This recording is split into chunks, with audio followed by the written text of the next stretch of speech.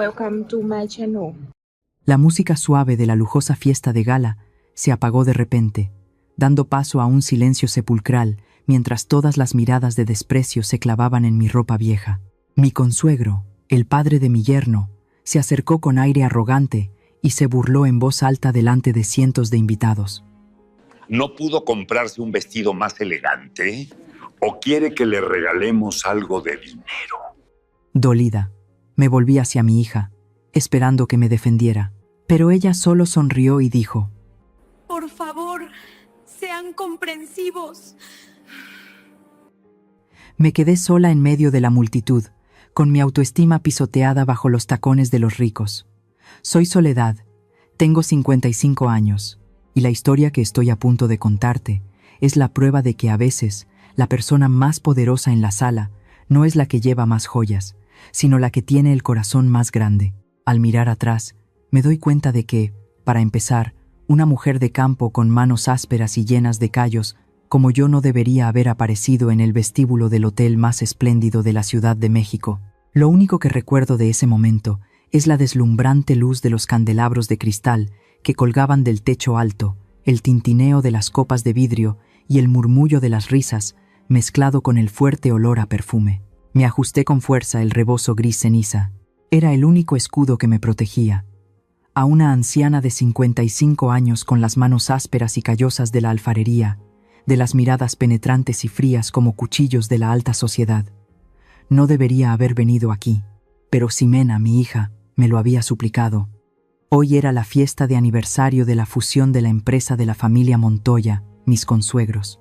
Ella temía que, si yo no asistía, la gente rumorearía que era una nuera sin raíces, sin el apoyo de su familia materna. Por amor a mi hija, me tragué mi orgullo. Me puse mi vestido de algodón negro más limpio y tomé un autobús desde Puebla hasta la capital. Pero mi presencia parecía ser una mancha a sus ojos. Mientras buscaba un rincón para esconderme, una voz fuerte y arrogante resonó, rompiendo la coraza de seguridad que intentaba construir. Vaya, miren quién ha venido a visitar nuestro castillo. La multitud se apartó automáticamente. Rogelio Montoya, mi distinguido consuegro, se acercó. Sostenía una copa de licor fuerte en la mano, con el rostro enrojecido por el alcohol y la arrogancia. No me saludó. Se paró frente a mí, mirando mi vestido sencillo y mis viejos zapatos de cuero, y luego sonrió con desdén. Una sonrisa sin una pizca de calidez. Levantó la voz, intencionadamente para que todos en un radio de 10 metros pudieran oír. Señora Soledad, esta es una fiesta de la alta sociedad. ¿No pudo comprarse un vestido más elegante? ¿O quiere que le regalemos algo de dinero? El ambiente se congeló. La suave música de fondo de repente sonó fuera de lugar. Empezaron a oírse risitas entre la multitud circundante. Las damas se cubrían la boca con abanicos de papel, sus ojos brillando con una burla cruel. Sentí que la sangre me subía a la cara. Mis manos temblaban bajo el rebozo. Las palabras de Rogelio fueron como un cubo de agua fría arrojado a mi cara, desnudando la pobreza de la que nunca me había avergonzado hasta este momento. No estaba enojada por ser pobre. Estaba enojada porque la dignidad de una trabajadora honesta estaba siendo utilizada como entretenimiento. No respondí. Me volví para buscar a Ximena. Mi hija estaba allí mismo, junto a Carlos, su esposo. Llevaba un costoso vestido de noche y joyas brillantes. Se veía hermosa, pero también muy extraña. La miré, con una súplica en mis ojos. Ximena, por favor, di algo. Diles que soy la madre que te crió. No dejes que me pisoteen así. Pero Ximena evitó mi mirada. Agachó la cabeza, con los hombros temblando. Carlos, a su lado, le dio un codazo frío a su esposa, con una orden en su mirada. Ximena tenía miedo. Tenía miedo de perder el prestigio ante la familia de su esposo. Tenía miedo de ser excluida de ese mundo glamoroso en el que tanto había luchado por entrar. Ximena se aferró a la mano de su esposo como a un salvavidas. Luego me miró. Su voz apenas un susurro, pero suficiente para destrozarme el corazón. Mamá, por favor, compréndelos. No me pongas en una situación difícil. Mis oídos zumbaban. El silencio de mi hija fue más doloroso que 1000 insultos de Rogelio. Ella no me defendió. Eligió ponerse del lado de quienes se reían de su madre. Consideraba mi presencia una vergüenza, una situación difícil. Me quedé allí, sola. Sentí como si fuera una estatua de arcilla arrojada al fuego antes de secarse, agrietándose dolorosamente. Sonreí con amargura, una sonrisa torcida. Al ver esto, Rogelio se sintió aún más satisfecho y se rió a carcajadas. ¿Lo ve, señora Soledad? Hasta su hija se avergüenza. Vamos, que alguien le dé unas monedas y la acompañe a la salida. Justo en ese momento, la gran puerta del salón se abrió de golpe. El fuerte sonido atrajo la atención de todos. Una ráfaga de aire frío entró. Un hombre de mediana edad entró.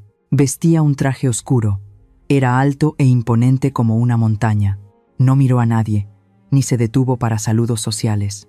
Pasó junto a la multitud de la alta sociedad como si fueran aire. Caminó directamente hacia mí. Asombrada, di un paso atrás por instinto. No lo conocía, pero la mirada que me dirigió contenía una extraña emoción.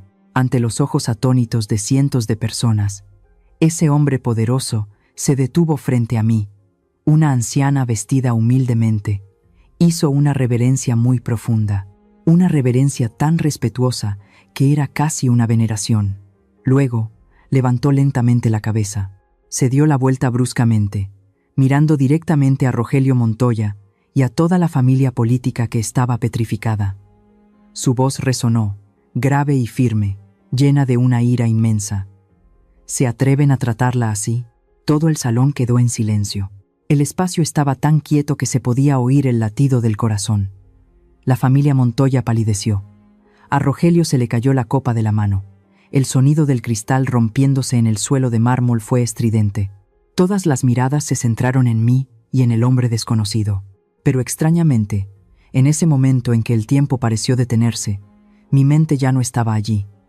Este silencio mortal, este frío que recorría mi espalda, era demasiado familiar. Me transportó 30 años atrás. Esa noche, Puebla se retorcía bajo una gran tormenta. La lluvia caía a cántaros sobre el techo de lámina del viejo taller de cerámica, creando sonidos estridentes y ensordecedores. El viento soplaba desde el volcán Popocatépetl, silbando a través de las rendijas de las ventanas, helando hasta los huesos. Estaba sentada en el suelo frío, abrazando con fuerza a la pequeña Jimena, de poco más de un año, que lloraba desconsoladamente de hambre y frío. Frente a mí estaba Fernando, mi esposo. Metía apresuradamente su mejor ropa en una maleta de cuero. «Fernando, ¿a dónde vas en medio de la noche?», pregunté con voz temblorosa, aunque en el fondo de mi corazón ya intuía la respuesta. No me miró. Revolvió el cajón de la cómoda, sacando la alcancía, el cerdito de barro en el que había ahorrado cada centavo de la venta ambulante de cerámica. Crash. La rompió sin piedad. Las monedas rodaron por el suelo, mezcladas con los trozos de cerámica rota. Fernando lo recogió todo. «Me voy, Soledad», dijo secamente, con un tono tan indiferente como si estuviera hablando de ir a comprar un paquete de cigarrillos. «Estoy harto de esta pobreza. Estoy harto del olor a barro que se te pega, harto del llanto de esta niña». Se fue con una mujer rica, una viuda que comerciaba con bienes raíces, al otro lado de la frontera, que le había prometido el sueño americano. Salió por la puerta, se lanzó a la lluvia torrencial, dejándome con un taller de cerámica endeudado y una hija lactante. Ni una sola vez miró hacia atrás. Su espalda era tan fría e implacable como la forma en que Jimena me había dado la espalda hacía un momento. Los días que siguieron fueron un infierno. Para comprar leche para Jimena, tuve que trabajar como una polilla atraída por la llama. Puebla es famosa por su cerámica de Talavera, pero crearla es una lucha a vida o muerte. Cada mañana me levantaba a las 3, cuando el rocío todavía cubría las calles. Tenía que pisar la arcilla descalza, mezclándola con agua helada. El frío de la arcilla en invierno se me metía en la piel, haciendo que mis articulaciones dolieran como si miles de agujas me pincharan.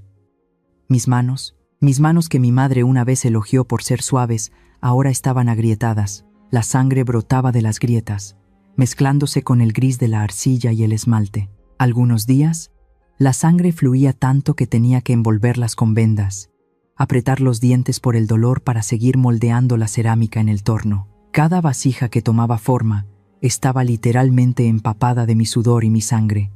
¿Qué comía? Solo tortillas de maíz secas con un poco de sal o una sopa de frijoles aguada. Ayunaba para ahorrar dinero para la leche de fórmula de mi hija. Ver a Jimena beber hasta saciarse y luego dormir profundamente. Su rostro angelical era lo único que me impedía derrumbarme sobre el torno giratorio. En esas largas noches solitarias, junto al fuego rugiente del horno, le juré a la Virgen de Guadalupe: nunca dejaré que Jimena sufra como yo. Usaré este barro para construirle un castillo. Y ese fue el mayor error de mi vida. Mantuve esa promesa ciegamente. Protegí demasiado a Ximena. Nunca la dejé tocar la arcilla. Tenía miedo de que se ensuciara. Tenía miedo de que se lastimara las manos. Cuando Ximena creció, escondí las facturas de las deudas. Escondí mis comidas frugales. Ella solo veía vestidos bonitos, zapatos nuevos y su bolsillo siempre lleno de dinero para gastos. Le enseñé a ser una señorita, pero olvidé enseñarle el valor del dinero. Crié una flor en un invernadero, vibrante pero frágil, sin raíces profundas en la tierra. Ximena era muy buena niña de pequeña. Solía correr al taller de cerámica, cantando canciones infantiles, pero cuando entró en la pubertad, todo empezó a cambiar. Empezó a prestar atención a las burlas de sus amigos en la escuela privada. Se quejaban de que su ropa olía raro. «Mamá, ¿por qué siempre hueles a tierra?». Una tarde, Ximena acababa de volver de la escuela y arrugó la nariz, manteniéndose a 1 metro de distancia cuando intenté abrazarla. Esa frase inocente fue como un cuchillo en mi corazón. Miré mi ropa manchada de barro, luego su uniforme blanco impecable. Retiré la mano. A partir de ese día, Ximena fue menos al taller. Empezó a avergonzarse de la profesión de su madre. Cuando sus amigos venían de visita, mentía diciendo que yo era la gerente del taller de cerámica, no la alfarera. Cerraba la puerta de su habitación con llave, rociando perfume fuerte para enmascarar el olor salado de la arcilla cocida, el olor que la había alimentado durante tantos años. Y entonces conoció a Carlos Montoya. Fue cuando Ximena tenía 20 años, estudiando en la universidad de la capital. Carlos era el típico niño rico. Conducía un deportivo reluciente, con el pelo engominado y una lengua tan suave como la mantequilla. Era el tipo de persona que llamamos barril vacío. Hace mucho ruido. Llamativo por fuera, pero vacío por dentro. La primera vez que Ximena trajo a Carlos a casa, me sentí inquieta. Miró mi taller de cerámica con ojos escrutadores, valorando las vasijas antiguas más que apreciando el trabajo que conllevaba hacerlas. Se quejó de que mi té era flojo, de que los asientos eran duros, pero hablaba sin parar de los proyectos millonarios y fantasiosos de su familia. Le advertí a Ximena: «Hija, mira sus manos. Un hombre que nunca ha tenido callos por el trabajo no sabrá apreciar el sudor de los demás». Pero Ximena, deslumbrada por los regalos caros y las fiestas lujosas, hizo oídos sordos. «Tú qué sabes del amor, solo conoces el barro y el horno», gritó, con la cara roja de ira. «Estás celosa porque encontré a alguien rico, ¿verdad? ¿Quieres que viva miserablemente como tú, encerrada en este taller de cerámica toda la vida? ¿Celosa?». Yo me quedé sin palabras, mirando a la hija que había dado a luz, la hija por la que había vendido mi juventud a cambio de su sonrisa. Ahora, ella usaba ese mismo sacrificio como un arma contra mí. Creía que mi protección era una barrera.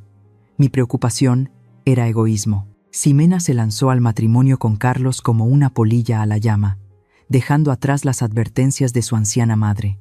Y hoy, de pie en esta fiesta, presenciando su cobardía, me di cuenta con dolor. La vasija de cerámica que había moldeado durante tantos años, aunque hermosa por fuera, estaba hueca y rota por dentro, desde hacía mucho tiempo. La voz del hombre me sacó bruscamente del abismo de los recuerdos y me devolvió a la ruidosa realidad. El ambiente a mi alrededor todavía estaba tenso. Levanté la vista. A esta corta distancia, reconocí los rasgos familiares en ese rostro autoritario. Él inclinó la cabeza, mirándome con los ojos llorosos, su voz grave pero quebrada por la emoción. «Señora, ¿todavía recuerda a este niño hambriento, Martín?». Ese nombre fue como un relámpago que atravesó la niebla de mi mente. Me llevé una mano temblorosa a la boca. Dios mío, era Martín, el niño flaco, moreno, con grandes ojos saltones que siempre miraban fijamente el horno anhelando calor, de hace 20 años. Martín se dio la vuelta y se irguió en medio del gran salón. Se ajustó el botón del chaleco. La compostura de un hombre exitoso había reemplazado por completo la timidez de antaño. Levantó la voz, cada palabra clara, articulada, resonando en el vasto salón. Damas y caballeros aquí presentes. Mi nombre es Martín, y soy el dueño de esta cadena de hoteles y restaurantes. Un murmullo de asombro se extendió por la multitud. Los que se habían estado riendo de mí ahora estaban en silencio, con los ojos bien abiertos. Martín hizo un gesto para que guardaran silencio. Luego me señaló y continuó su historia con una voz llena de orgullo. Hace 20 años, yo era solo un indigente a punto de morir de hambre en las calles de Puebla. Una noche de tormenta, me derrumbé frente a la puerta del taller de cerámica de la señora Soledad. En ese momento, estaba andrajoso, maloliente. Todos los que pasaban me ahuyentaban como a un perro. Pero esta mujer, ella abrió la puerta. Martín se detuvo un momento, tragando la emoción. Ella no era rica, también estaba criando a su pequeña hija sola. Pero me compartió la mitad de su pan duro. Me dejó dormir junto al horno para calentarme. Me enseñó a amasar la arcilla. Me enseñó que la tierra también tiene alma. Si respetas la tierra te alimentará. Y cuando quise ir a la capital para empezar una nueva vida, hizo algo que nunca en mi vida olvidaré. Martín metió la mano en el bolsillo interior de su chaqueta y sacó algo cuidadosamente envuelto en un pañuelo de seda. Era una vieja fotografía de un simple collar de oro. Ella vendió su collar, el único recuerdo que le quedaba de su madre, y me dio todo el dinero. Dijo: «Vete, Martín, y sé un hombre de bien. Sin la señora Soledad, no existiría el Martín de hoy». Todo el salón se quedó en silencio.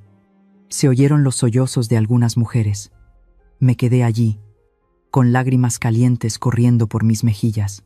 Hacía tiempo que había olvidado lo del collar. Para mí, era simplemente lo correcto para salvar una vida humana. Nunca imaginé que el niño de entonces lo recordaría con tanta gratitud. Martín guardó la foto. Su mirada se endureció de repente, fría como una navaja al volverse hacia la familia Montoya. Rogelio Montoya estaba ahora pálido como un fantasma. Temblaba, balbuceando incoherentemente. Tanto Jimena como Carlos agacharon la cabeza, sin atreverse a mirar a nadie a los ojos. «¿Y ustedes?», gruñó Martín. «La familia Montoya, ¿creen que no sé lo que han hecho? Durante el último mes, han intentado por todos los medios acercarse a mí, enviando regalos, sobornando a mi secretaria, para obtener mi aprobación para su nueva cadena de restaurantes». Martín se acercó a Rogelio, mirándolo desde arriba con total desprecio. Estaba considerando su propuesta. Pero hoy, después de presenciar cómo tratan a mi benefactora, entiendo la verdadera naturaleza de la llamada alta sociedad de los Montoya. Alguien que no respeta a los mayores, que no valora el trabajo, ¿qué derecho tiene a ser socio de este Martín? Rogelio se apresuró, intentando agarrar la mano de Martín para suplicar. «Señor Martín, por favor, déjeme explicar. Esto es solo un malentendido. No sabíamos que ella era». «Cállese», gritó Martín, apartando la mano de Rogelio. «Declaro cancelada cualquier intención de colaborar con el grupo Montoya. Y ahora mismo les pido que abandonen mi hotel. Este lugar no da la bienvenida a gente inmoral». Martín chasqueó los dedos. Inmediatamente, 4 guardias de seguridad corpulentos salieron de las sombras. Sin decir una palabra, agarraron fríamente los brazos de Rogelio y Carlos y los arrastraron hacia la puerta. Ximena corrió aterrorizada tras su esposo. El sonido de sus tacones altos en el suelo sonaba estridente y patético. La multitud circundante se apartó como si huyera de la plaga. Las miradas de desprecio y burla ahora se dirigían directamente a la espalda de la familia Montoya. Vi la espalda de mi hija siendo expulsada por la puerta, con el corazón roto pero también con una extraña sensación de satisfacción. La justicia, aunque tardía, finalmente había hablado. Martín se volvió para ayudarme a sentarme en una silla. Me sirvió amablemente un vaso de agua tibia, sin prestar atención a las miradas curiosas a su alrededor. «Señora, déjeme llevarla a casa», dijo en voz baja. Pensé que todo terminaría ahí, que el mal había sido castigado, pero me equivoqué. La mente de los codiciosos y vanidosos es más oscura que el hollín en el fondo de un horno de cerámica. Apenas unas horas después, cuando acababa de llegar al taller de cerámica, mi teléfono no paraba de sonar. Martín, que ahora estaba sentado tomando té en mi taller, también frunció el ceño al mirar su teléfono. La familia Montoya no se arrepintió. La humillación en la fiesta se había convertido en un odio furioso.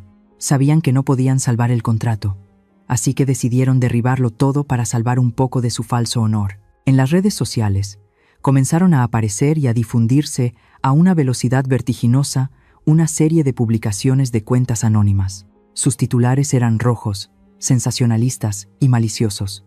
La verdad detrás del drama, benefactora Salvadora, el multimillonario Martín y la anciana alfarera tienen una relación ilícita. Un cuento de hadas o una torpe obra de teatro para encubrir una relación entre un joven y una mujer mayor. La familia Montoya pierde el contrato por atreverse a exponer la verdadera cara de la pareja desigual. Tejieron una historia tan sucia que no me atreví a leerla completa. Decían que Martín era mi amante secreto, que la historia del rescate de antaño era solo una tapadera para ocultar mi pasado promiscuo. Convirtieron la sagrada gratitud en un deseo vil. Miré la pantalla del teléfono, iluminada con mensajes de odio, y sentí un nudo en el corazón. Por un lado, el niño mendigo de antaño, que ahora devolvía el favor con toda sinceridad. Por otro, los ricos e instruidos, vestidos con elegantes trajes pero usando las tácticas más viles para aplastar a una anciana alfarera. Amigos míos, ¿alguna vez han hecho una buena acción con todo su corazón solo para que la gente la distorsione y la convierta en algo malo? Compartan sus historias conmigo en los comentarios, para que sepa que no estoy sola en este camino para encontrar la justicia. Los rumores en el pueblo de Puebla se extendieron más rápido que el viento de una tormenta de verano bajando de la montaña. De la noche a la mañana, las miradas de respeto que la gente le había dedicado a la artesana Soledad desaparecieron, reemplazadas por el escrutinio, la curiosidad y el desprecio. Esta mañana, cuando fui al mercado a comprar un poco de esmalte de color, la panadera de la esquina, que siempre me saludaba alegremente cada mañana, de repente se dio la vuelta, fingiendo estar ocupada arreglando unas cestas de mimbre. Oí susurros a mi espalda, palabras fragmentadas pero afiladas como trozos de cerámica rota en mis oídos. Esa vieja anda con un millonario, finge ser pobre, vieja zorra. Resulta que las sucias publicaciones en las redes sociales difundidas por los Montoya se habían infiltrado en todos los rincones de este antiguo pueblo. No les importaba la verdad, solo se deleitaban con las historias sensacionalistas de una pobre y vieja alfarera que de repente se convirtió en la amante secreta de un magnate hotelero. La bondad y la gratitud se distorsionaron en un vil deseo. Agaché la cabeza, me bajé el ala del rebozo para cubrirme la mitad de la cara y caminé rápidamente de regreso al taller de cerámica. La pesada puerta de madera se cerró, separándome del cruel mundo exterior, pero no pudo detener el dolor que me roía por dentro. El teléfono fijo del taller sonó. Mi corazón dio un vuelco con una tenue esperanza. Era Jimena. Cogí el teléfono a toda prisa, con las manos aún temblorosas. Jimena, ¿estás bien? La familia de tu esposo te está dando problemas. Antes de que pudiera terminar, la voz áspera de mi hija sonó al otro lado de la línea, interrumpiendo mis palabras de preocupación como un cuchillo. ¿Todavía me preguntas si estoy bien? ¿Sabes lo que has hecho? Toda esta ciudad se está riendo de mí. No me atrevo a salir a la calle. Mi teléfono está que arde por los mensajes de burla de mis amigos. Me quedé sin palabras. Ni una palabra de preocupación por mí, ni una pizca de preocupación sobre cómo estaba lidiando con la tormenta mediática. Solo reproches. Mamá, lo siento, pero tú sabes que esas cosas son mentiras. El señor Martín es solo. No me importa quién es él, gritó Ximena, con la voz quebrada por la ira. Solo sé que por tu culpa la familia de mi esposo me desprecia. Carlos ni siquiera me mira a la cara. Quédate en ese taller de cerámica. No me causes más problemas en mi vida. Sonó el tono de llamada interminable. Ximena había colgado. Dejé caer el teléfono, que cayó sobre la mesa de trabajo, yaciendo junto a los trozos de arcilla sin forma. Mis lágrimas ya no podían salir. Este dolor había superado mi umbral de resistencia, convirtiéndose en una roca pesada en mi pecho, ahogándome. Pero la vida parecía no querer dejarme en paz todavía. Esa tarde, cuando la pálida luz del atardecer proyectaba largas sombras sobre el suelo de baldosas, llamaron a la puerta. Un golpe fuerte, insistente, no como el tímido golpe de un cliente. Cansada, fui a abrir la puerta, pensando que era otro grupo de periodistas entrometidos. Pero cuando la puerta se abrió, me quedé helada. Frente a mí, Había un fantasma, un hombre viejo, demacrado, con el pelo canoso y revuelto y ropa vieja que apestaba a cigarrillos baratos. Aunque habían pasado 30 años, aunque las arrugas y el fracaso habían devastado su rostro, todavía reconocía esos ojos hundidos y esa actitud despreocupada. Fernando, mi exmarido, el que se había fugado con el dinero en aquella noche de tormenta, estaba allí, mostrándome sus dientes amarillentos en una sonrisa torcida y descarada, hasta el punto de ser espeluznante. Hola, Soledad. Mucho tiempo sin verte. Todavía conservas tu encanto. Retrocedí, agarrándome al marco de la puerta para no caer por el shock. El doloroso pasado volvió de golpe, mezclado con el asco del presente. «¿Usted qué hace aquí?», pregunté con la voz ronca. Fernando pasó junto a mí con indiferencia, entrando en el taller de cerámica como si nunca se hubiera ido. Miró a su alrededor, chasqueando la lengua. «Vaya, todavía este taller miserable. Pensé que con los rumores de que andabas con un millonario, este lugar ya estaría bañado en oro». Se volvió, mirándome con los ojos codiciosos de un buitre que ve un cadáver. «Oí que tu vida ha cambiado. Los periódicos dicen que eres la amante del magnate Martín. Seguro que te da mucho dinero, ¿verdad?». La ira se apoderó de mí, quemando mi miedo inicial. Así que era por el dinero. No había vuelto por arrepentimiento, ni para ver a su hija. Había vuelto porque olía a dinero. «Sal de mi casa», le señalé la puerta, con la voz firme. «Aquí no hay dinero para ti. Y no tengo ninguna relación de ese tipo. Es un rumor falso inventado por unos bastardos». Fernando se rió a carcajadas. Se acercó a mí. Su aliento a alcohol me golpeó la cara. «Vamos, Soledad, no te hagas la mujer virtuosa. Soy tu esposo, te conozco. Si él no te da dinero, te ayudaré a sacárselo. Reunámonos. Te perdonaré por tu infidelidad, siempre y cuando me des una parte de este delicioso pastel». Su descaro me dio náuseas. Agarré el rodillo de arcilla de la mesa y se lo apunté a la cara. «Te lo digo por última vez. Lárgate. Lo nuestro terminó hace 30 años. No tengo ni un centavo para ti». La sonrisa en los labios de Fernando se desvaneció. Su rostro se ensombreció, revelando la verdadera naturaleza de un sinvergüenza acorralado. Levantó la barbilla, su tono cambió a una fría amenaza. «Soledad, ¿crees que vine aquí solo a pedir? Te equivocas. Yo tengo la sartén por el mango». Sacó una tarjeta de visita del bolsillo de su chaqueta y la agitó frente a mí. Era la tarjeta de visita del bufete de abogados que representaba a la familia Montoya. «¿Sabes quién me llamó? Tu querido consuegro. Rogelio Montoya me encontró. Me hizo una oferta muy atractiva». Sentí un escalofrío. Un mal presentimiento me invadió. «¿Qué quieres decir?». Fernando sonrió con desdén, con los ojos llenos de cálculo. «Los Montoya prometieron darme una gran suma de dinero, muy grande, si aceptaba demandarte. Te demandaré por la división de bienes después del divorcio. ¿Olvidaste que nunca nos divorciamos oficialmente? Legalmente, este taller de cerámica, este terreno, sigue siendo un bien común». Dio un paso adelante, susurrando palabras venenosas en mi oído. «Y lo que es más importante, me necesitan como testigo. Me presentaré ante el tribunal y juraré que eres una mujer promiscua, inmoral, que echó a su esposo para meter a un amante en casa hace 30 años. Con el testimonio de un exmarido, sumado a los rumores actuales, ¿a quién crees que creerá el juez? Tu reputación quedará hecha añicos como la pila de cerámica rota de ahí fuera». Me quedé helada. Mis extremidades se debilitaron.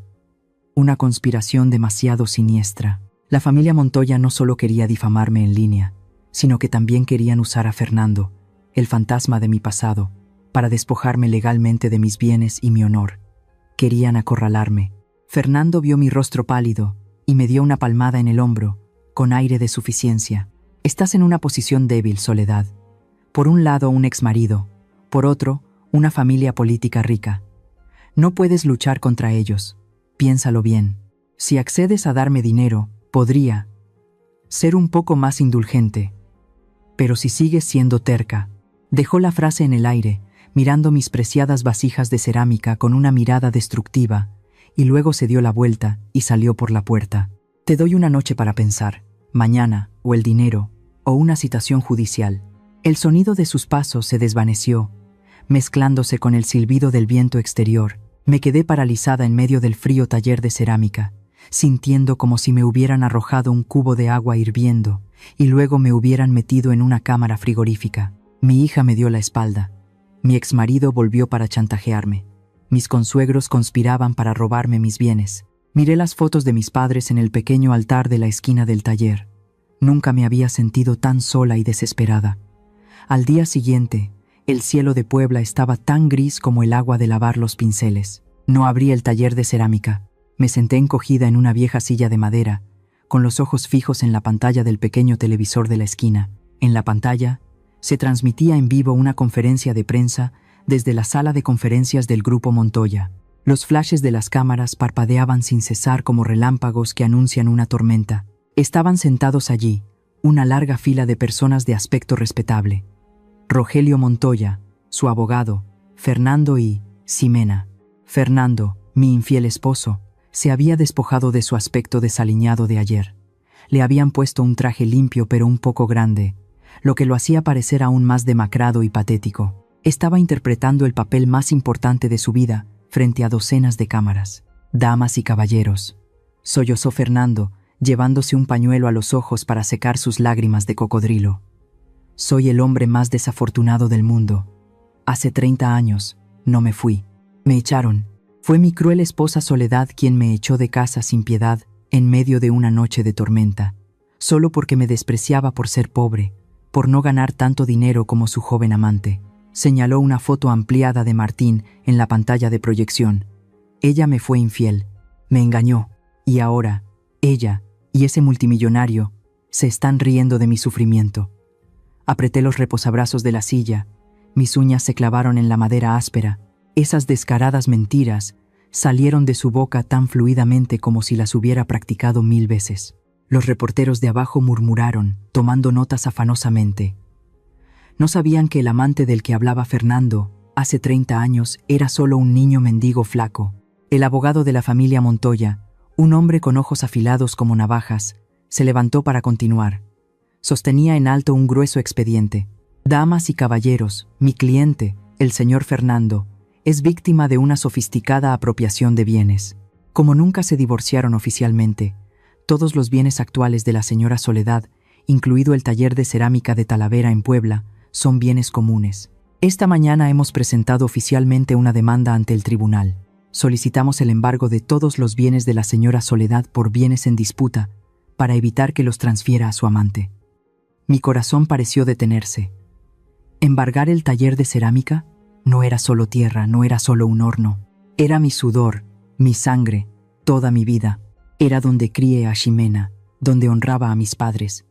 Querían robarlo descaradamente con una demanda, pero lo más doloroso aún estaba por llegar. Rogelio Montoya le dio una palmada de consuelo en el hombro a Fernando, luego dirigió su mirada hacia Ximena.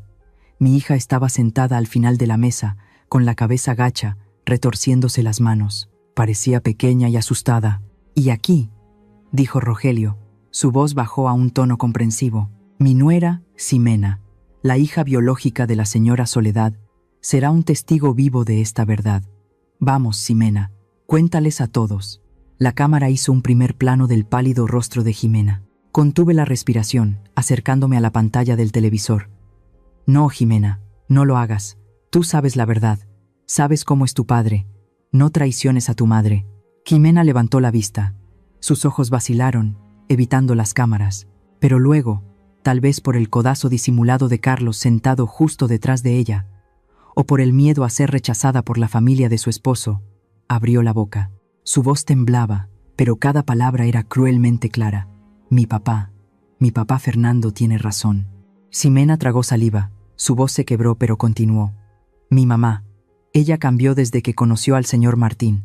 A menudo le gritaba a mi papá y ya no era la madre amable que solía ser». Clic. Apagué el televisor.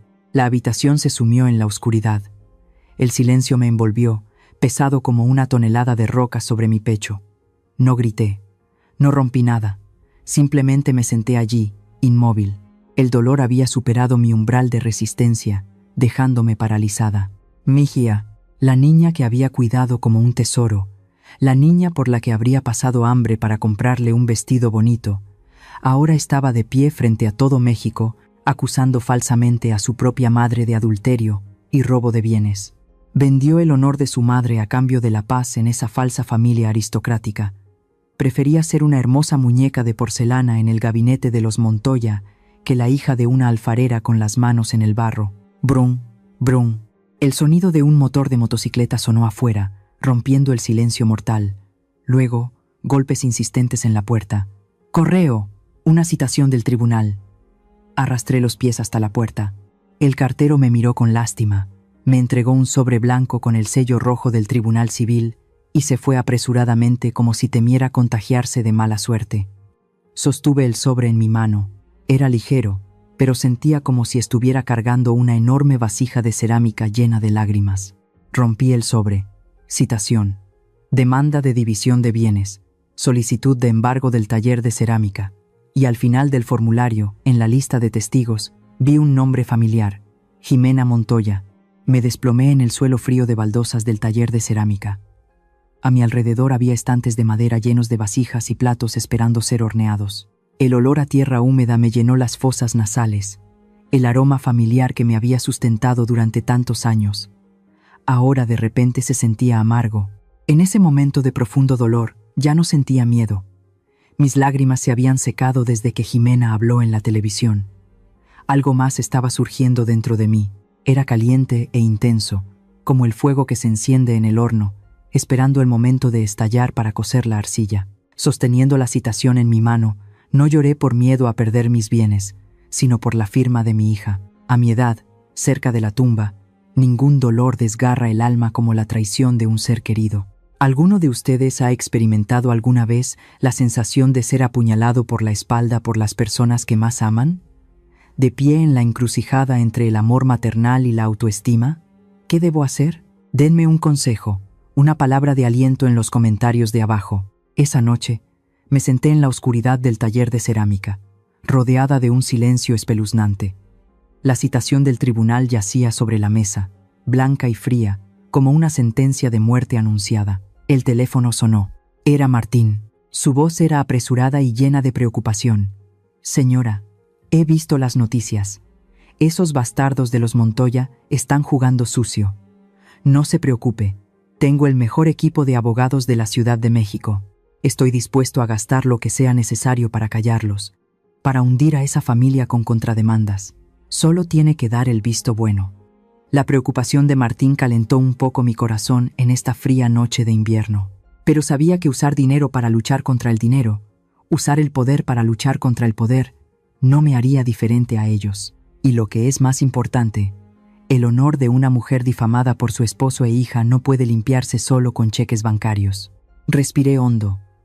Mi voz era sorprendentemente tranquila. «Gracias, Martín. Pero no puedo aceptar tu amabilidad de esa manera. El dinero puede comprar el silencio, pero no puede limpiar el honor. Lucharé a mi manera». «Pero señora», vaciló Martín, «¿qué piensa hacer? No puede luchar sola contra toda una manada de lobos. ¿Has olvidado a qué me dedico?» Miré el horno apagado en la esquina del taller. Los alfareros son los más pacientes cuando esperan que el fuego cueza la arcilla. «Confía en mí», colgué. En la oscuridad, mis ojos brillaban. La desesperación y el dolor de antes habían desaparecido, reemplazados por una fría claridad. Me sequé las últimas lágrimas. Era hora de que esta vieja soledad dejara de llorar y comenzara a actuar. A la mañana siguiente, antes de que la niebla se disipara por completo de las calles empedradas de Puebla, salí de casa. No fui al juzgado ni al bufete de abogados. Fui en busca del pasado. Fui al viejo barrio, donde vivían los alfareros jubilados. Eran los testigos vivos de hace 30 años. Me encontré con el señor Pablo, el maestro alfarero que ahora tiene casi 80 años. Cuando le conté la historia, el anciano golpeó su bastón contra el suelo, su barba y cabello temblando de ira. Ese bastardo de Fernando. Esa noche de tormenta, lo vi con mis propios ojos llevando su maleta al coche de esa mujer. Incluso tiró su anillo de bodas a un charco de lodo. Juana, la vecina, y yo corrimos a recogerlo para ti. No te preocupes, Soledad. Aunque este viejo cuerpo tenga que arrastrarse hasta el juzgado, lo desenmascararé. Fui a ver a algunos otros viejos vecinos. Todos recordaban esa fatídica noche como si fuera ayer. Recordaban verme embarazada. Luego recordaban verme trabajando con mi hija a la espalda hasta que mis manos sangraban. Sus testimonios fueron los primeros ladrillos con los que construí el muro de la verdad. Pero eso no fue suficiente. Los Montoya tenían dinero y poder. Podían sobornar a los testigos o usar trucos legales para desestimar sus testimonios. Necesitaba un arma más afilada. Volví a casa. Revolví en el viejo baúl de roble, donde se guardaban los documentos más importantes de la familia de mis abuelos. Busqué el testamento de mi madre, la abuela de Jimena. Este taller de cerámica fue originalmente heredado de mi madre. Murió cuando Jimena acababa de nacer. Recordaba vagamente que había dejado un testamento manuscrito muy detallado. Y ahí estaba. El papel amarillento por el tiempo yacía en el fondo del baúl. Leí atentamente cada línea de la cuidada letra de mi madre. Esta propiedad, que incluye el terreno y el taller de cerámica de Talavera, pertenecerá únicamente a mi hija, Soledad. Su esposo no tiene derecho a intervenir. Eso ya lo sabía, pero cuando leí las últimas líneas, la letra pequeña a la que rara vez había prestado atención, me estremecí. Una corriente eléctrica recorrió mi espalda. Si Soledad fallece o es declarada legalmente incapacitada, todos los bienes serán transferidos inmediatamente a los hijos biológicos de Soledad. Dejé caer el papel. Mi respiración se aceleró. Lo entendí. Finalmente entendí por qué difundieron esos sucios rumores sobre mí saliendo con un hombre más joven.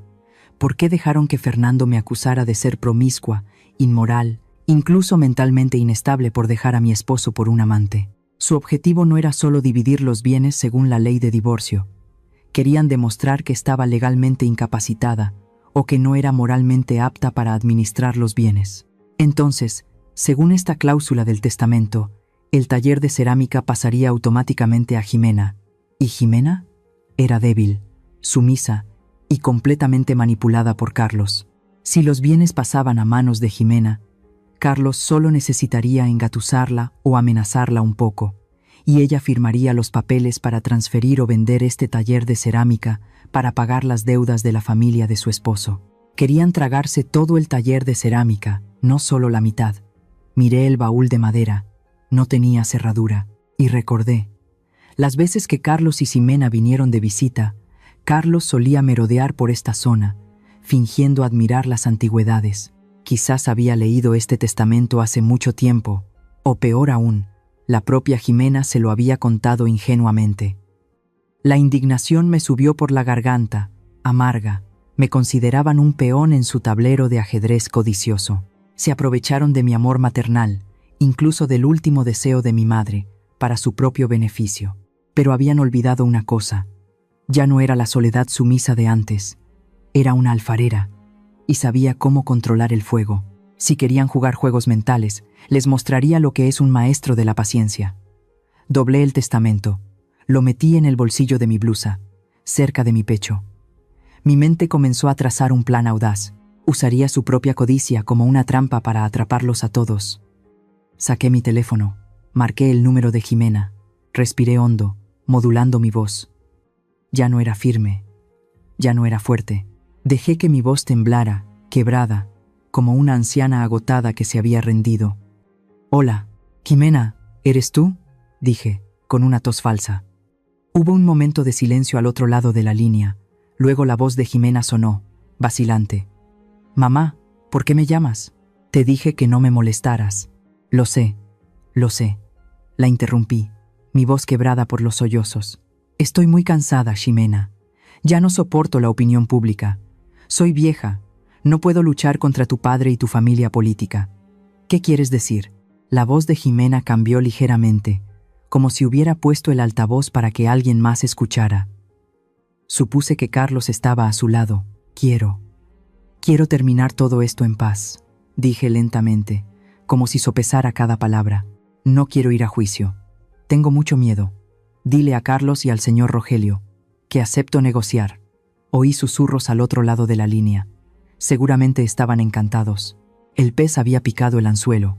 «Mamá, ¿lo dices en serio?», preguntó Jimena de nuevo. «En serio. Solo quiero paz en mis últimos días». Bajé la voz, llena de tristeza. «Dividiré los bienes, pero quiero reunirme en persona con toda la familia, incluido tu padre, para hablarlo claramente una última vez. En nuestra casa. Quiero resolverlo internamente, sin abogados ni prensa.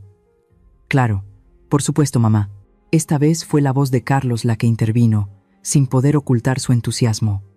Haremos los arreglos para ir mañana mismo. Descansa. La llamada terminó. Miré el teléfono con la pantalla apagada. Una leve sonrisa se dibujó en mis labios.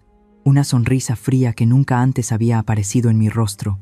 Exactamente a las 10 de la mañana, 3 relucientes coches negros se detuvieron bruscamente frente a mi casa, bloqueando la entrada a mi pequeño taller de cerámica.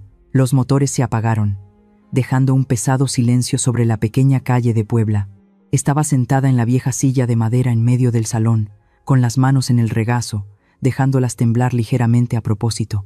Me había cambiado la ropa de trabajo manchada por un vestido marrón oscuro, y me había envuelto un grueso rebozo de lana, como si me estuviera atacando el frío de la vejez. Mi rostro estaba sin maquillaje, mostrando claramente el agotamiento de varias noches de insomnio. La puerta se abrió. Entraron. A la cabeza iba Rogelio Montoya, con el mismo aire imponente y arrogante, pero hoy sus ojos se movían con impaciencia. Le seguía el abogado con cara de murciélago, con un grueso maletín de cuero en la mano. Fernando, mi exmarido, entró con el aire de alguien que acababa de ganar la lotería, silbando una melodía barata. Y finalmente, Jimena y Carlos. Mi hija no se atrevía a levantar la cabeza. Se acurrucaba junto a su marido, con el rostro pálido y los ojos hinchados. La pequeña sala de estar, de repente, se sintió sofocante con esta gente. Miraron mi humilde casa con desdén, como si temieran respirar el polvo de la pobreza. «¿Para qué nos ha llamado, Soledad?», dijo Rogelio primero, sin molestarse en sentarse. «Si piensa suplicar, le aconsejo que no pierda el tiempo. El tribunal trabaja con papeles, no con lágrimas». Tosí un par de veces, llevándome una mano temblorosa al pecho, mi voz un débil susurro. «Señor Rogelio, siéntese, por favor. Sé que no puedo ganar, estoy muy cansada». El abogado miró a Rogelio, luego se acercó a mí. Levantó la barbilla. «Antes de hablar, tenemos que garantizar nuestra seguridad. En estos días, hasta una anciana puede ser astuta». Me pidió que me levantara y empezó a registrarme. Me palpó la blusa, los bolsillos, incluso me hizo quitarme el rebozo para sacudirlo con fuerza. Buscaba un dispositivo de grabación. Obedecí dócilmente, con los ojos bajos en señal de sumisión. Ya lo había previsto. En mi persona, aparte de mi ropa de tela basta, no había absolutamente ningún dispositivo electrónico. «Limpia», asintió el abogado a Rogelio. Todos soltaron un suspiro de alivio. La cautela en sus ojos se desvaneció, reemplazada por la arrogancia. Pensaron que la bestia había caído en la trampa y era completamente inofensiva. Me senté. Serví té en las tazas, pero derramé un poco a propósito para que vieran lo nerviosa que estaba. Les acerqué las tazas y luego dije con voz entrecortada: «No quiero ir a juicio. No quiero que la gente siga insultándome. Yo acepto transferir el taller de cerámica». La habitación se quedó en completo silencio. Rogelio enarcó una ceja. Fernando se inclinó hacia adelante. «¿Lo dice en serio?», preguntó Fernando, con la voz temblorosa de emoción. «En serio», asentí, mirando a Jimena que estaba acurrucada en un rincón. «Pero tengo una condición. Firmaré los papeles para transferir todos los bienes, el terreno y este taller de cerámica a mi hija, Jimena. Quiero que ella sea la titular, no ustedes». Carlos se dio una palmada en el muslo, riendo alegremente. «Pues no hay diferencia. Lo que es de la esposa también es del esposo. Que firmes a nombre de Jimena es lo más legal». El abogado sacó rápidamente un expediente preparado de su maletín. Lo puso sobre la mesa, empujándolo hacia mí junto con una costosa pluma estilográfica. «Señora Soledad, solo tiene que firmar aquí. Un documento que confirma que transfiere voluntariamente sus derechos de herencia a su hija debido a su mala salud». Cogí la pluma, pero mi mano se quedó suspendida sobre el papel. Levanté la vista hacia Fernando, con una mirada llena de resentimiento. «Fernando, has conseguido lo que querías, pero todavía quiero hacerte una pregunta. ¿Por qué me trataste así? Lo que pasó hace 30 años. Sabes muy bien que no te eché, pensando que me había rendido, y más importante, convencido de que no había ningún dispositivo de grabación». Fernando bajó la guardia por completo. Se reclinó en su silla, riendo a carcajadas, la risa de un vil ganador. Oh, Soledad, sigues siendo tan ingenua y estúpida como siempre. Encendió un cigarrillo, echándome el humo a la cara. ¿Crees que me importa la verdad? Hace 30 años me fui porque eras demasiado pobre, demasiado aburrida con este apestoso olor a barro. Necesitaba una mujer que supiera ganar dinero, no una mula de carga. Se inclinó hacia adelante, susurrando pero lo suficientemente alto para que toda la habitación lo oyera.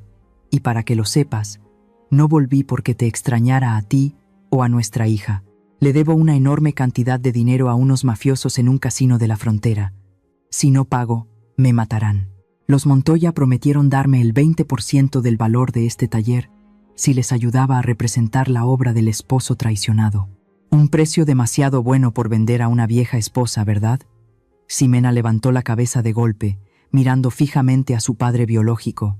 Movió los labios, pero no pudo decir una palabra. Me volví para mirar a Rogelio Montoya. Tamborileaba con los dedos sobre la mesa de madera, con aire impaciente. ¿Y usted, señor Rogelio? Es tan rico. ¿Por qué necesita este miserable taller de cerámica mío hasta el punto de recurrir a tácticas tan sucias?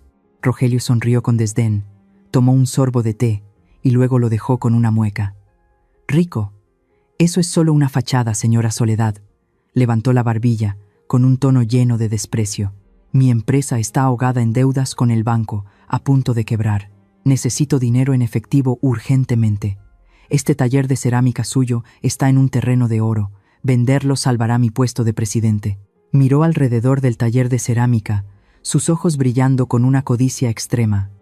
Además, necesito un lugar para lavar algo de dinero sucio, antes de que Hacienda me investigue. Comprar y vender bienes heredados es la forma más segura. ¿Cree que quería emparentar con esta familia de clase baja? Todo era solo un trampolín. Papá.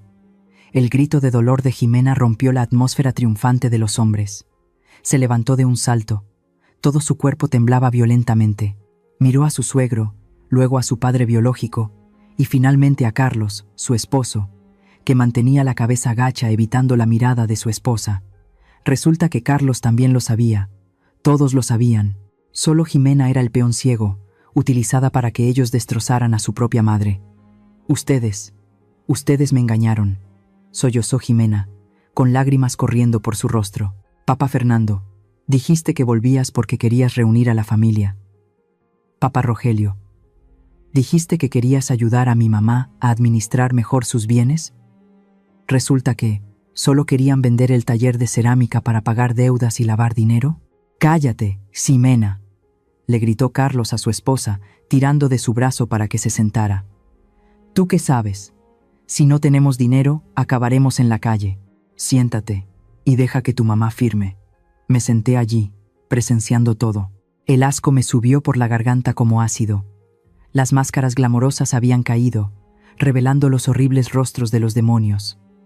La codicia les había hecho perder toda su humanidad. No me consideraban un ser humano. No consideraban a Ximena como familia. Solo éramos mercancías para que ellos intercambiaran, exprimieran. El abogado golpeó suavemente el papel, instándome. Señora Soledad, ya que los asuntos familiares han terminado, por favor firme. No nos haga perder la paciencia. No querrá que la policía económica investigue la evasión de impuestos de su taller, ¿verdad?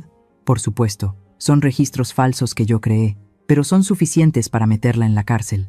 Apreté la pluma. Con solo mi firma, estos lobos lograrían su objetivo. Pero en ese mismo momento, sentí una calma absoluta en mi alma. Pensaban que era un cordero esperando ser sacrificado, pero olvidaron que el alfarero más paciente es el que sabe esperar a que el fuego alcance su máxima temperatura. La obra había terminado, y ahora era el momento de que la verdad hablara. Si estuvieran en mi situación, sentados frente a codiciosos que están destrozando el sudor y las lágrimas de toda una vida, ¿elegirían aguantar hasta el final o levantarse y luchar? Déjenme saber lo que piensan en los comentarios antes de entrar en mi batalla final. El abogado me miraba fijamente, con una mirada apremiante y amenazadora. Tamborileaba suavemente con los dedos sobre la mesa de madera de roble, justo al lado del documento de transferencia de bienes ya preparado. Fernando se inclinó hacia adelante, su aliento apestando a tabaco rancio y codicia me golpeó en la cara. Firma rápido, Soledad. No hagas perder el tiempo a gente ocupada. Lo miré. Miré a Rogelio Montoya, que movía el pie con impaciencia. Miré a Carlos y a mi hija, Jimena, que mantenían la cabeza gacha. Todos contenían la respiración, esperando mi trazo de tinta. Puse la punta de la pluma sobre el papel, pero en lugar de escribir mi nombre, concentré toda la fuerza de mis manos, que habían amasado arcilla durante más de 40 años, en mi pulgar e índice. Crack. Un sonido seco resonó, rompiendo el silencio de la habitación. La costosa pluma estilográfica se partió en dos en mi mano. La tinta negra salpicó, manchando el papel blanco y tiñendo de negro mis dedos callosos. Toda la habitación quedó atónita. La sonrisa en los labios de Fernando se desvaneció. Rogelio Montoya frunció el ceño, sin entender lo que estaba pasando. Me levanté de un salto. Ya no era la anciana senil, enferma y quejumbrosa de antes. Me erguí, con la columna vertebral tan firme como el pilar de un horno. Me eché con fuerza el rebozo que me envolvía por encima del hombro, revelando unos ojos brillantes, ardiendo de ira, mirando directamente a la cara de cada uno de ellos.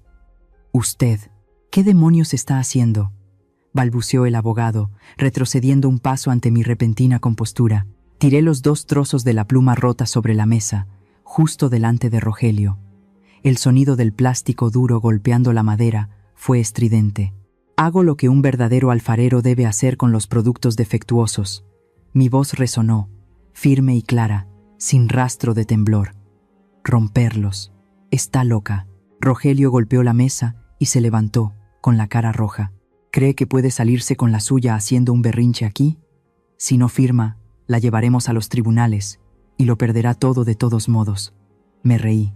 Una risa refrescante y despectiva. ¿Demandarme? ¿Basándose en qué? ¿En las descaradas mentiras que acaban de soltar aquí? Tenemos testigos, tenemos pruebas, gritó Fernando. Y lo más importante, nadie sabe la verdad. Usted no tiene pruebas. La registramos antes. No tenía un dispositivo de grabación. Caminé lentamente hacia el centro de la habitación, con un aire despreocupado como si estuviera paseando por mi propio jardín. Me acerqué a la vasija de cerámica de Talavera más grande, colocada solemnemente sobre un taburete de madera en la esquina. Era mi vasija favorita, con patrones de azul cobalto que representaban el cielo de Puebla después de la lluvia. Acaricié suavemente el cuerpo frío de la vasija, luego me volví para mirar a la multitud atónita. Me registraron. Cierto, fueron muy cuidadosos, dije con un tono burlón. Pero olvidaron una cosa. Esta es la casa de una artesana de la cerámica. El alma de esta casa no reside en la gente, sino en las vasijas. Señalé la boca de la vasija de cerámica. ¿Saben lo que hay debajo de esta brillante capa de esmalte? Nadie, respondió. Un vago temor comenzó a extenderse por el aire. Dentro de cada una de las vasijas de cerámica artística que se exhiben en esta habitación. Levanté la voz, haciendo un gesto con la mano hacia las 4 vasijas colocadas en las 4 esquinas. Hay los dispositivos de grabación y vídeo más avanzados, tan pequeños como un guisante, ingeniosamente incrustados en las paredes de cerámica. El rostro de Rogelio Montoya pasó del rojo al púrpura. Fernando se quedó boquiabierto. El cigarrillo se le cayó de los labios al suelo. ¿Qué?, susurró.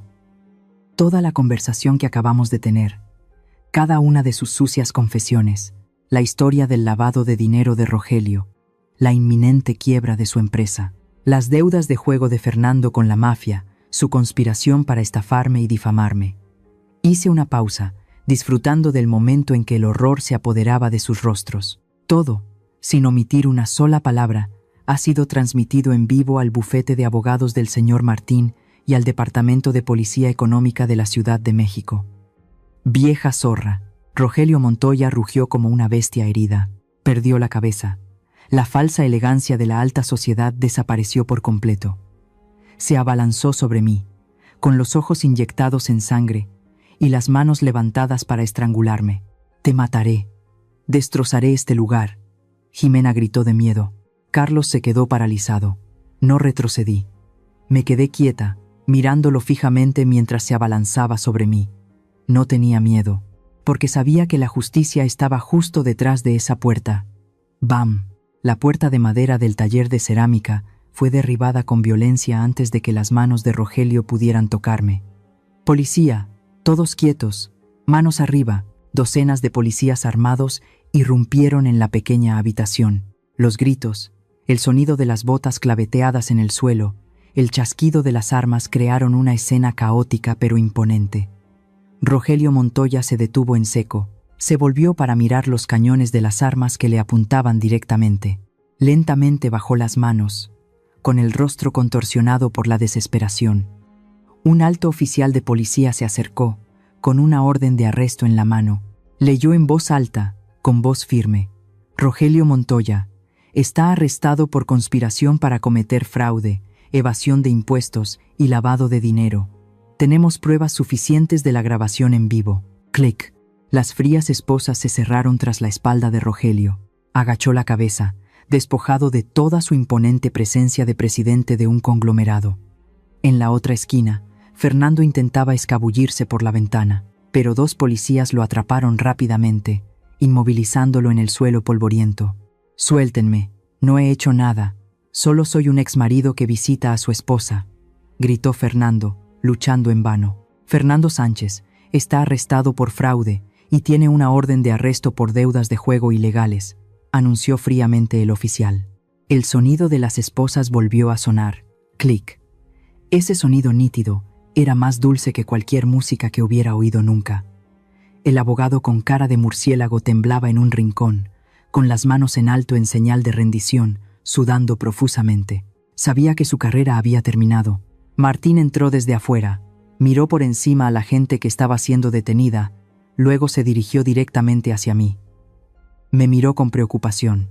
«Señora, ¿está bien? ¿Le hizo daño?». Negué con la cabeza, sonriendo con alivio. Miré mis manos manchadas de tinta, luego a Rogelio y Fernando siendo llevados como viles criminales. «Estoy bien, Martín. La arcilla ha pasado por el fuego. Ahora es muy dura, nadie puede romperla». Carlos fue detenido por la policía para ser interrogado por posible complicidad. Estaba pálido como un fantasma, balbuceando su inocencia, culpando de todo a su padre. Jimena se desplomó en una silla, cubriéndose la cara y sollozando, las lágrimas de un arrepentimiento tardío. Miré la escena de devastación ante mí. Las vasijas de cerámica seguían allí, silenciosas y orgullosas. Habían cumplido su misión. No solo contenían flores y agua, sino que hoy contenían la verdad y la justicia. Cuando la policía se llevó a Rogelio Montoya, levantó la cabeza y me miró con odio. «Tú, me tendiste una trampa». Lo miré directamente a los ojos y le respondí con calma: «No, señor Rogelio, no le tendí una trampa a nadie. Su propia codicia fue la trampa más grande. Yo solo encendí la luz para que vieran el hoyo que ustedes mismos cavaron». Las sirenas de la policía sonaron afuera, llevándose a los codiciosos de la tranquila calle de Puebla. Una multitud de vecinos curiosos se reunió, señalando y cotilleando, pero esta vez ya no me miraban con desprecio. La verdad había sido revelada ante sus propios ojos. Me paré en la puerta del taller de cerámica, respirando hondo el aire fresco después de la lluvia. La tormenta había pasado. Las nubes negras que habían cubierto el cielo durante los últimos días se habían disipado, dando paso a la brillante luz del sol que iluminaba los antiguos tejados. La tormenta mediática y legal que azotó a la familia Montoya fue más devastadora que la tormenta tropical que una vez destruyó mi taller de cerámica. En los días siguientes, las noticias sobre el colapso del Imperio Montoya aparecieron en todos los periódicos. Rogelio fue a la cárcel, sus bienes fueron confiscados. Pero el precio más alto no estaba en los fríos muros de una prisión, sino en la ruptura de relaciones construidas con dinero. Carlos, mi querido yerno, tampoco escapó a la justicia. Resulta que, para mantener su lujoso estilo de vida, había firmado una serie de préstamos fantasma para la empresa de su padre. Cuando Rogelio cayó, los acreedores del mercado negro comenzaron a perseguir a Carlos sin descanso. No necesitaba leer los periódicos para saber la situación de mi hija. Las noticias de los comerciantes del mercado mayorista de Puebla, que vivían cerca de la mansión de los Montoya, llegaban más rápido y con más detalle que la prensa. Esta mañana, la señora María, la vendedora de frutas, que acababa de regresar de la capital, pasó por mi taller de cerámica, dejó su cesta de naranjas, me miró con lástima y me susurró lo que había oído de la empleada doméstica de los vecinos de Carlos. «Señora Soledad, la pobre Jimena está sufriendo mucho. Ese Carlos, se ha convertido en una bestia. La señora María contó que, en cuanto se colocó la orden de embargo en la puerta de la mansión, Carlos se volvió loco. Lo había perdido todo: su coche de lujo, sus tarjetas de crédito y su falso honor. Borracho y desesperado, descargó toda su ira sobre Jimena. La arrastró al patio, delante de todos los empleados y vecinos, y la abofeteó hasta tirarla al suelo. Le gritó, llamando a Ximena Gafe, la que trajo la mala suerte a su familia: «Lárgate, vuelve con tu madre alfarera pobre. Tú y tu madre me habéis arruinado». Carlos tiró la ropa de Jimena a la calle, echándola sin nada, sin dinero, sin teléfono, sin joyas. Ximena, la princesa que una vez se enorgulleció de casarse con un hombre rico, ahora era arrojada a la acera como una bolsa de basura rota. Llevaba la humillación de ser una hija ingrata que traicionó a su propia madre y ahora una esposa abandonada por su marido. Al oír la historia, sentí un nudo en el estómago. Aunque estaba furiosa con mi hija, ¿qué madre no sentiría un dolor agudo al oír que su hija está siendo maltratada? Contuve un suspiro, apartando la cara para ocultar las lágrimas que amenazaban con brotar. Entonces llegó esa noche. Puebla se sumió de nuevo en un aguacero torrencial. Las pesadas gotas de lluvia golpeaban el techo de hojalata del taller de cerámica, ahogando el canto nocturno de los grillos. Estaba sentada en el torno, tratando de terminar una vasija, pero mis manos temblaban tanto que no podía alisar la arcilla. Llamaron a la puerta. Un golpe débil, intermitente, casi inaudible entre el sonido de la lluvia. Dejé de trabajar. Mi corazón latía con fuerza. El instinto de una madre me dijo quién estaba detrás de la pesada puerta de madera. Me levanté, caminé hacia la puerta. No abrí de inmediato, sino que miré por una pequeña rendija. Bajo la tenue luz amarilla de la calle, envuelta en la cortina de lluvia, una figura delgada estaba arrodillada en el suelo. Su largo cabello, una vez cuidadosamente peinado, ahora estaba empapado por la lluvia, cubriendo su rostro. Su vestido de diseñador estaba hecho jirones, manchado de barro. Era Ximena, temblaba de frío y hambre. La lluvia se mezclaba con las lágrimas en su pálido rostro. Ximena apoyó la cabeza en la puerta de madera, golpeando débilmente con la mano. Su voz ronca sonaba ahogada y dolorida. «Mamá, mamá, me equivoqué. Mamá, ábreme, tengo mucho frío. Carlos me echó. No tengo a dónde ir. Mamá, te lo ruego. Sé que cometí un error». El llanto de mi hija rasgó la noche, atravesó la gruesa madera y se clavó directamente en mi viejo corazón. Mis piernas amenazaron con ceder. Mi mano ya estaba en el cerrojo. Con solo un ligero movimiento, podría abrir la puerta, abrazar a mi pobre hija, darle calor, prepararle una sopa caliente como en los viejos tiempos. Era el instinto de una madre, querer proteger, querer amparar, pero mi razón y mi herido orgullo me detuvieron. Recordé la imagen de Ximena en la televisión, acusándome fríamente de adulterio. Recordé su mirada asustada cuando eligió ponerse del lado de la familia Montoya para proteger su riqueza. Recordé los años que la consentí, creando una hija débil que no conocía el valor del trabajo, que solo sabía depender y ser cobarde. Si abría la puerta ahora, si la recibía de nuevo con los brazos abiertos de inmediato, Ximena no aprendería nada. Pensaría que no importaba lo terrible que fuera su error, su madre siempre estaría ahí para limpiar su desastre. Seguiría siendo una niña que se negaba a crecer, viviendo de la compasión de los demás. No podía hacerle más daño a mi hija con mi indulgencia. Retiré la mano. Me apoyé en la puerta, con lágrimas calientes corriendo por mis mejillas. Respiré hondo, tratando de mantener mi voz firme, y hablé a través de la puerta de madera que separaba nuestros dos mundos. «Ximena». El llanto de afuera cesó. Sabía que la estaba escuchando. «Puedo perdonarte porque soy tu madre. Pero la confianza se ha roto como esta vasija de cerámica. Incluso si se repara, la grieta permanecerá». Oí a Ximena sollozar, el sonido de sus uñas arañando suavemente la madera en desesperación. «Mamá, no me llames mamá ahora». Cerré los ojos, pronunciando cada palabra claramente, aunque cada palabra que salía de mi boca me desgarraba el corazón. «Elegiste tu camino. Elegiste la vanidad en lugar de la familia. Ahora es el momento de que pagues por tu elección. No puedes entrar en esta casa ahora. Esta casa acoge a trabajadores honestos, no a quienes venden su conciencia por dinero.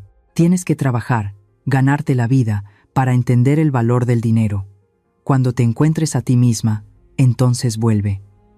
El silencio se apoderó del espacio. Solo quedaba el sonido triste y monótono de la lluvia. Afuera, Jimena ya no llamó a la puerta.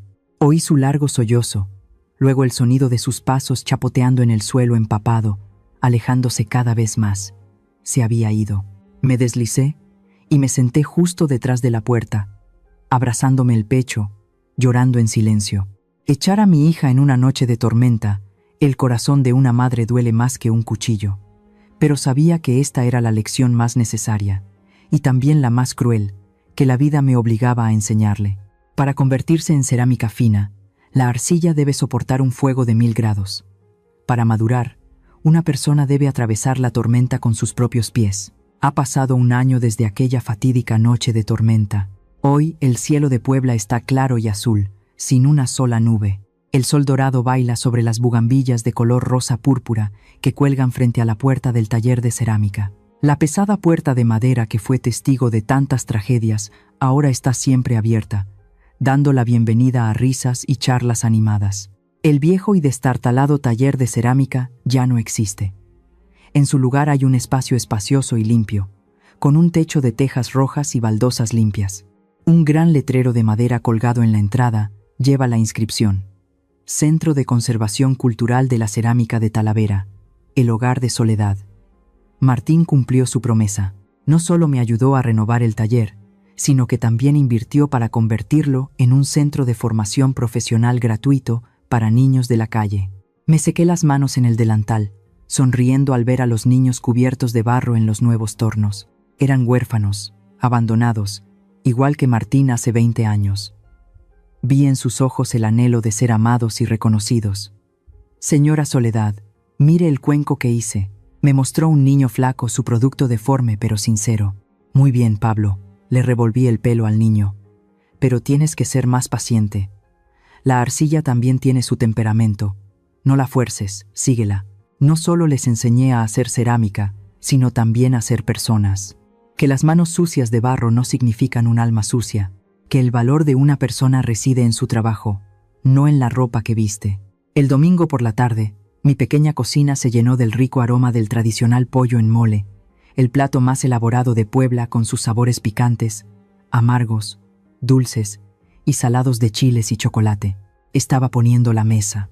2 platos, 2 juegos de cubiertos y una tetera caliente. Se oyeron unos pasos suaves en el porche. Mamá, ya volví. Jimena estaba en la puerta. Llevaba una camisa de tela basta desgastada en los hombros y unos vaqueros descoloridos. Su largo cabello, una vez elegantemente peinado, ahora estaba corto y recogido en una coleta.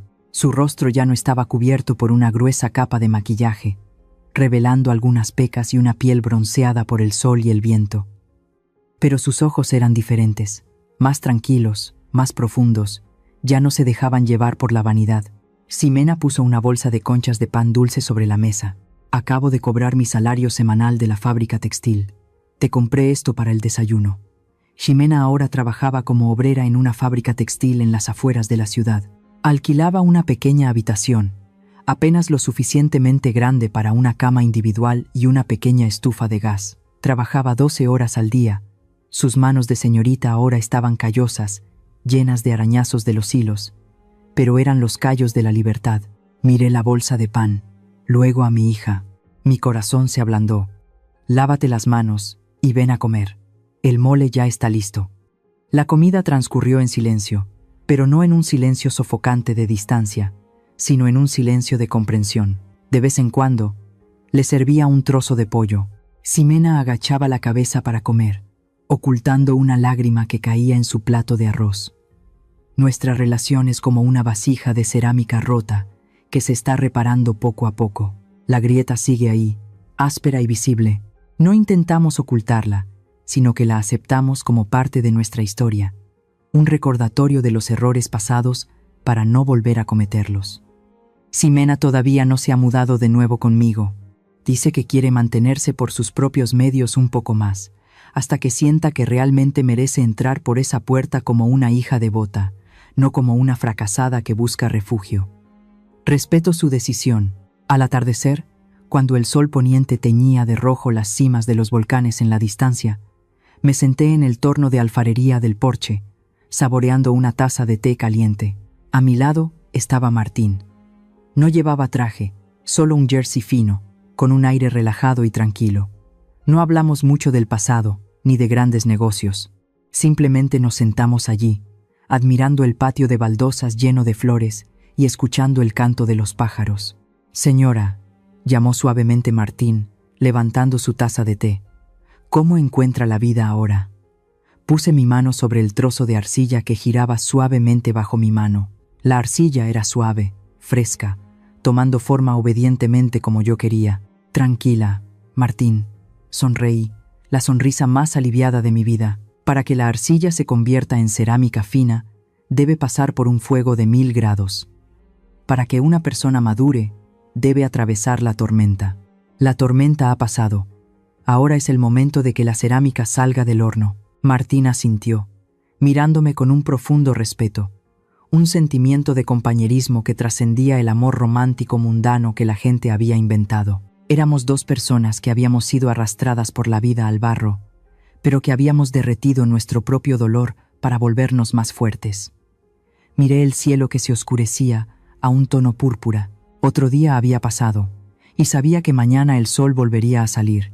Al cerrar el libro de mi vida, quiero compartir con ustedes, los que han escuchado pacientemente la historia de una vieja alfarera, algunas palabras desde el fondo de mi corazón. A las madres: nunca olviden que, antes de ser madres, son personas.